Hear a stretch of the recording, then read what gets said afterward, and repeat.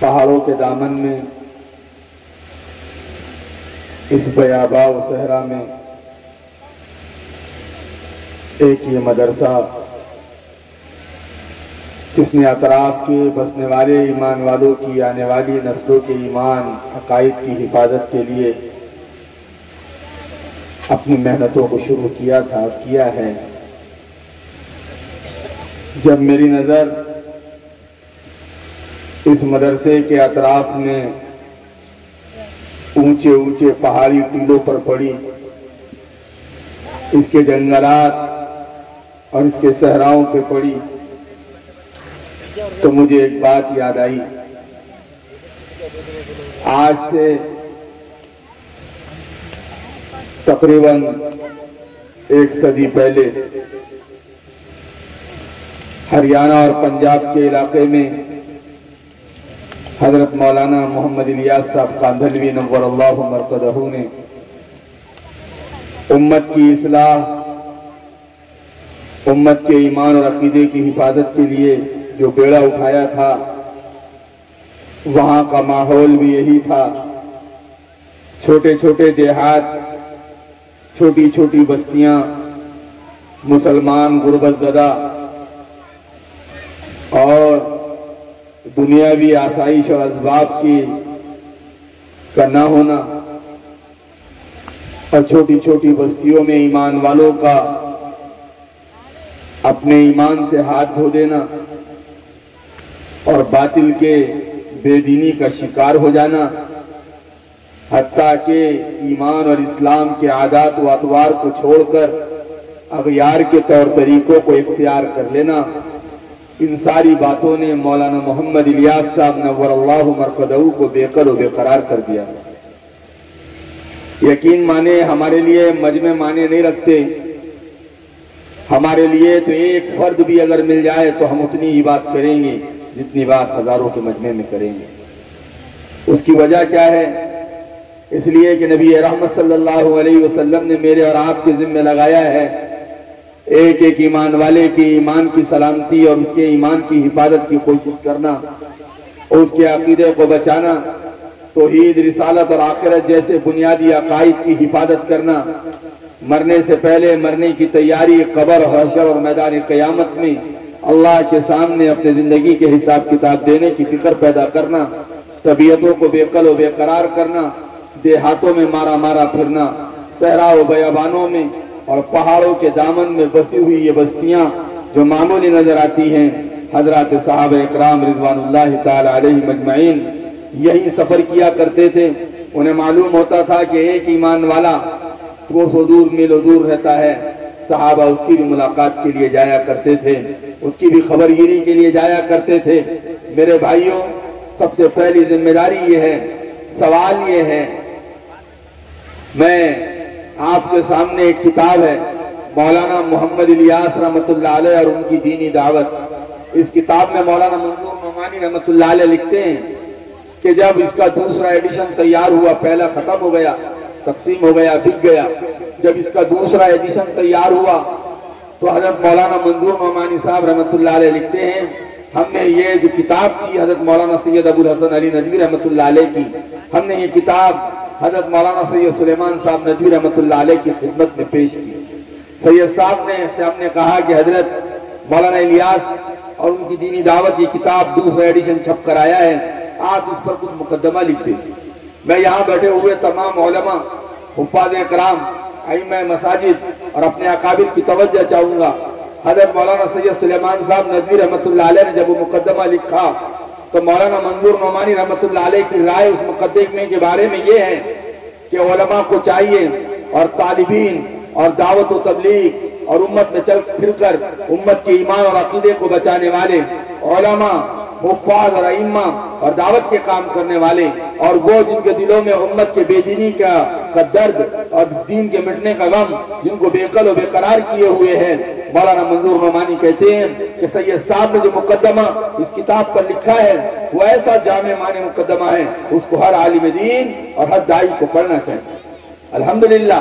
مولانا سید صاحب سید سلیمان صاحب ندوی رحمت اللہ علیہ نے اس مقدمے میں جو ایک بات لکھی باتیں تو بہت ساری ہے، لیکن جو باتیں لکھی کہ امت میں سے برائی کیسے ختم ہوگی، بے حیائی کیسے ختم ہوگی، امت نبی اکرم صلی اللہ علیہ وسلم کی صحیح دھارے میں کیسے آئے گی، دین و ایمان اور عقیدے میں کیسے آئے گی، صحیح ایمان، صحیح عقیدہ، صحیح عمل لے کر دنیا سے کیسے جائے گی۔ اللہ نے قرآن کریم میں صرف یہ نہیں فرمایا کہ تمہیں اللہ کی زمین پر صرف اور صرف ایمان والا بن کر رہنا ہے، نہیں فرمایا یا ایھا الذین آمنوا اتقوا اللہ حق تقاتہ ولا تموتن الا وانتم مسلمون، اے ایمان والو تم ڈرو جیسے اللہ سے ڈرنے کا حق ہے، تمہیں موت نہیں آئے گی مگر اس حال میں کہ تم مسلمان ہو۔ جیسے اللہ تعالیٰ نے ہمیں ذمہ دار بنایا کہ ہم مسلمان اور ایمان والا بن کر اللہ کی زمین پر رہے، تو ہم دنیا سے جب جائے تو ایمان اور اعمال اور اسلام کے ساتھ دنیا سے جائے، یہ بھی ہمارے اوپر ایک ذمہ داری ہے۔ تو حضرت سید صاحب لکھتے ہیں اس زمانے میں جب اہل ایمان کے ایمان کو لوٹنے کی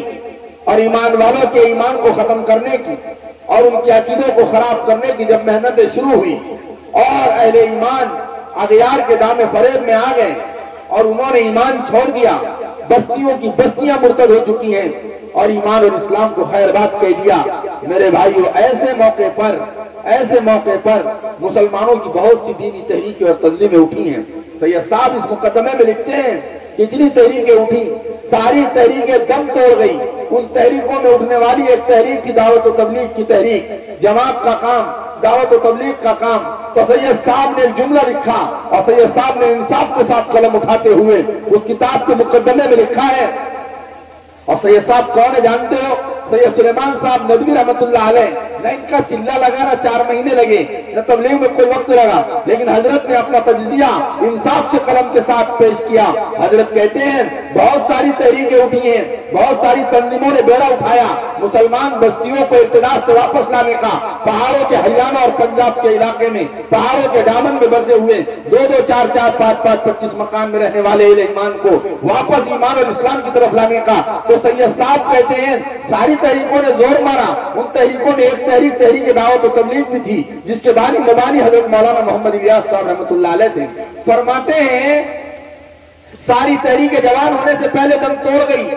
صرف ایک تحریک مولوی الیاس کی تھی جو آج تک چلی اور 7 بر اعظموں کا سفر کر لیا اور کتنے بھٹکے ہوئے راہوں کو ہدایت کی راہیں فراہم کر دی اور کتنے بے حیاؤں کو باحیا بنا دیا اور کتنے بے نمازیوں کو نمازی بنا دیا اور کتنے سنت سے عاری اور خالی لوگوں کو سنت کا دلدادہ بنا دیا اور کتنے حرام کھانے والوں کو حرام سے بچ کر حلال کے لقمے کمانے والا بنا دیا اور کتنے بے چین کی زندگی گزارنے والوں کے دلوں میں دین کے مٹنے کا غم اور امت کے بے دینی کی بے چینی پیدا کر دی۔ فرماتے ہیں اس کی وجہ کیا تھی؟ 7 بر اعظموں کا میوات کی جھوپڑوں سے نکلنے والا یہ کام آج 7 بر اعظموں میں سفر کر چکا ہے۔ اس کی وجہ سے یہ سلیمان صاحب ندوی رحمت اللہ علیہ اس کتاب کے مقدمے میں بڑی اچھی انداز میں لکھتے ہیں۔ حضرت کہتے ہیں جتنی تحریکیں اٹھی تھی ساری تحریکوں نے چندے شروع کر دیے اور چندوں کے نام پر پھر مبلغین کرائے پر رکھنے شروع کر دیے۔ میرے بھائیوں مولوی الیاس کی تحریک اکیلی تحریک تھی جس میں پہلے دن سے یہ آواز تھی خود کا جان اور خود کا مال۔